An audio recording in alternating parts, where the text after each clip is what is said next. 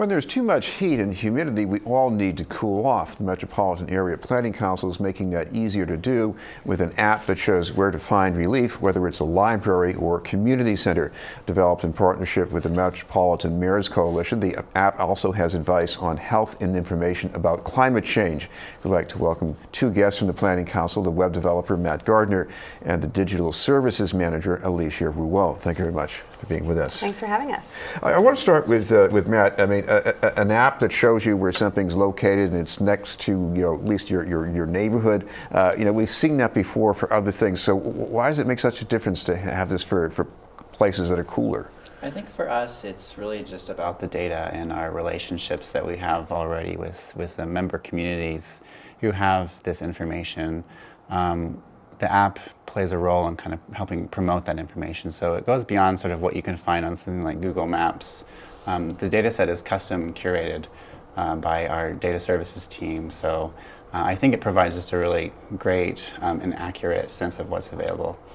Alicia, talk about some of these places and I guess the information that helps the different kinds of needs, because you might have an individual, you might have somebody with children.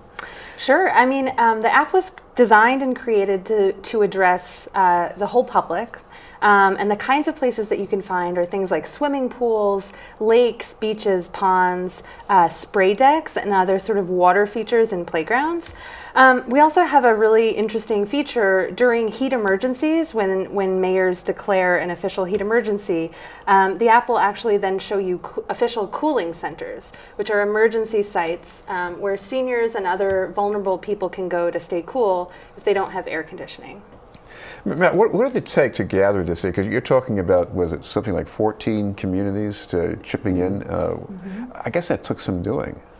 Yeah, thankfully we have a really solid team at Data Services. We have several interns working on collecting the data, as well as our energy department, who sort of provided us with those relationships to make sure that the data was accurate. So, yeah.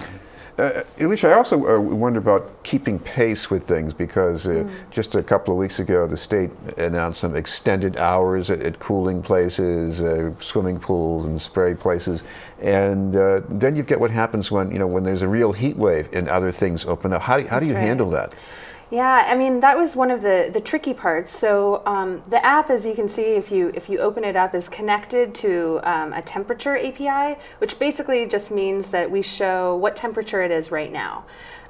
During a heat emergency, the mayor will declare an official state of emergency, and we'll actually change a setting on the app, and it will turn on the cooling center locations. It was a little challenging actually getting all the different cooling center hours, because they are, like you said, places that in normal times are just a senior center, a community center, but during heat emergencies actually have extended hours. But we've done our best to sort of collect all that information, and you'll only see the cooling centers in those real hot days. We're talking with Alicia Rouault and Matt Gardner from the Metropolitan Area Planning Council. Matt, I imagine, I guess one of the effects here is that when you see these places, it puts it on your radar screen, and I guess that might change your attitude about what you want to do to get some relief. Right, so the app, whenever you use it, it geolocates wherever you're standing, and then it finds the 5 nearest places for you. So actually, you can get an immediate sense of kind of what you've missed, even if you've walked through a neighborhood dozens of times on your way to work, or even where you live. Even in JP, I learned that there was, a pool just around the corner from where I live. So.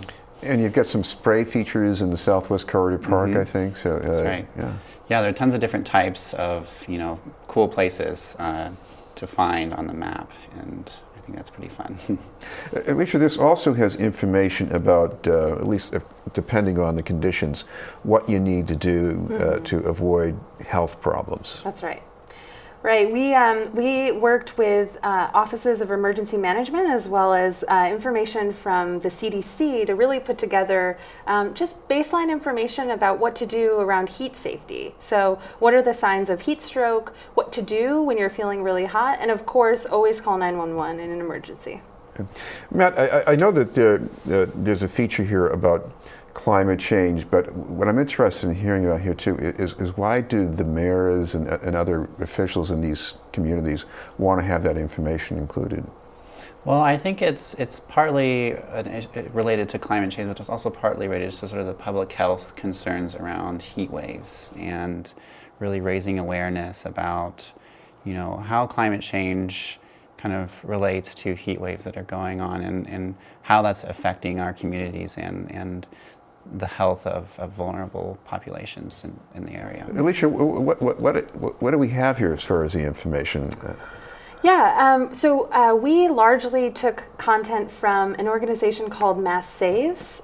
So there's information about rebates that anyone can use to sort of save on energy costs during hot months.